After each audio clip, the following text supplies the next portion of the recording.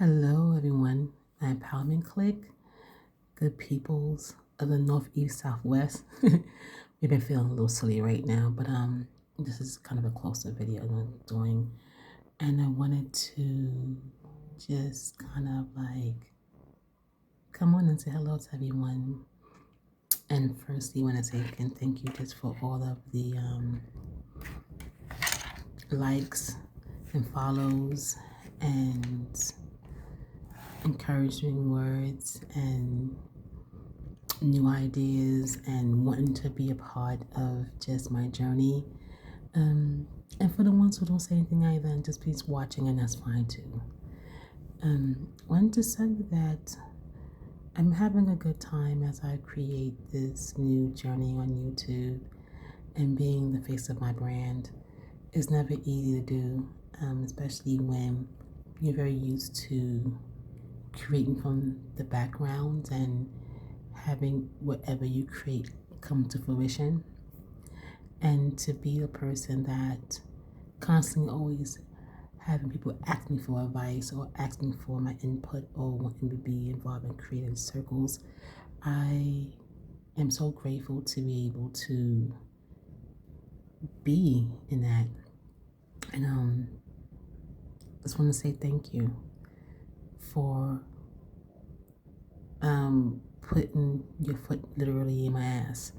And that's metaphorically called saying that, but it's literally putting your foot and saying, listen, you have so much to offer, and instead of you giving to somebody else, which I think, I'm doing now, giving it to everyone else too, right? Like literally, sorry. God bless you. Giving it a lot of what I offer to everyone else. And it feels good to do that. And it feels good to be able to be in regards for what I offer. And I just want to give a shout out to my 18. I want to give a shout out to all the people who constantly comment on my posts and share them, and share my YouTube page, and have ordered my eBooks, and are asking me to come speak at their programs in their schools. If you are currently right now in a middle season of your life and you're figuring what you want to do, or you know what to do and you're just not doing it, just start talking. Just start opening your mouth. Just start offering what you have. And people will listen to you, because someone out there needs to hear what you have to say. And I am learning that now in the second half of my life, mostly, just having and still having those long conversations with special people in my life that allow me that soapbox and don't interrupt me when I'm talking, and allow me to speak for hours on end and stay quiet and, next to me while I am filled with gratitude, while I am filled with tears, while I am filled with like anger, and maybe even questioning my ability or the world around us. Because despite what we're good at, this world is still, going through a healing phase, or the band-aid is stripped wide open and it's just open and waiting to kind of close a little bit. And if I can be a part of just any of that healing, I want to be. And it took a lot of me having to realize I can do more than two things at one time, and build and grow. So all my sister friends out there, and all my peoples out there that actually constantly call me and check on me and demand me to definitely get it together when it comes to just doing what I have to do.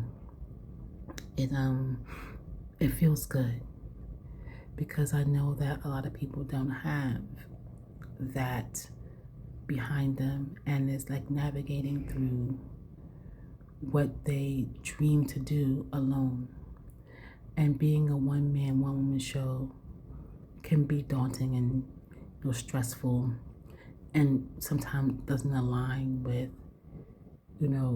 what you want to do. It does take some time, a few people to be in your corner. No one can do everything alone. I don't believe in that kind of scenario at all. And really just wanted to kind of just say, you know, please find your circle, find your tribe of people who wholeheartedly support you. It may not be family, it may not be friends, it may not be the familiar faces that you know. It may be you pick up a few people off these Facebook groups that you're in. You going out and going to spoken word joints, or other creative circles. You may find your tribe there, and there's no shortcomings to that. So I wanted to come on and kind of just like ramble all that stuff on you. And I've always said before, you will be in a circle filled with people, and everyone will throw their problems back, will throw their problems in that circle. And I guarantee you, you will pull yours right back out, because no one is going to be like you. No one will be able to handle your trials and tribulations and triumphs. No one will be able to understand why you tick the way you do. And so to say that is to not always look at the person next to you or behind you, in front of you, and be like, what they have is I want to be like that. Now I'm not saying that what they have is you can have it too, but you get it in your way. You get it in your steps. You get it in your rhythm. Sometimes we're not reinventing the wheel for a lot of things, and people don't like to always share what they have to offer. But you continue to be who you are as a person, and this chitter chatter is like, oh, I've heard this before. Yeah, I'm sure you have. I've heard it before too. And sometimes it took for me to step back and say to myself, okay, am I really ready for the next step? Am I really ready for, venturing out and doing what I love to do? Absolutely. And I'm not going to beat this out. And it's a journey. It's a step. Sometimes you do need a partner, you do need some friends. But sometimes you just have to bring it to yourself till you find that tribe. But don't give up, you know. I called this year my year of being responsible. And it's only still February, but so far so good, that it's been a little skip, and the skips are in rhythmic form. Yes, a few steps back, yes, a few stalls, yes, a few, am I sure I'm doing the right thing? A whole lot of like, I would be excited if I see a growth spurt, and that's okay. It's okay to do those things. So whatever you're going through, whatever you're not going through, and you want to go through something, take a moment to really map out why you're doing this. What's the big why? And to hold that to your heart, and to sometimes have tunnel vision when you're dealing with these things, because there will be a lot of missteps. There will be you looking at what you're doing and trying to map out and say, I should do it that way because you're doing it that way too. And all of a sudden you have so much that you're piling on that you wind up finding yourself to exhausted and burnt out.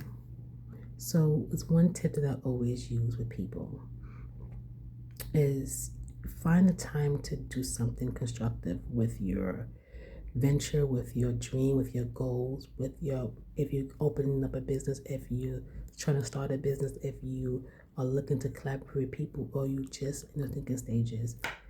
I've always said, like, after work, you have that big gap between 5 and 9 p.m. And that's when you want to really look at your personal self.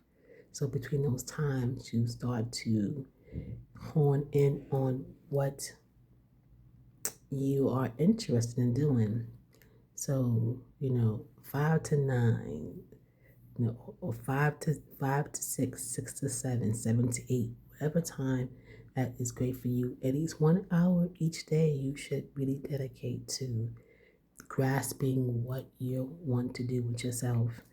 And let's see how it looks in 6 months' time or a year. And you may want to do more hours than that. Not saying don't, but let's start with small steps first and then see what happens. So I'm gonna stop now. I think I've been rambling on around in a circle, but please catch on to some of the stuff I'm saying. And I just want to say thanks everybody again. And is this a vibe check? It could be a vibe check. This is a vibe check out. Peace.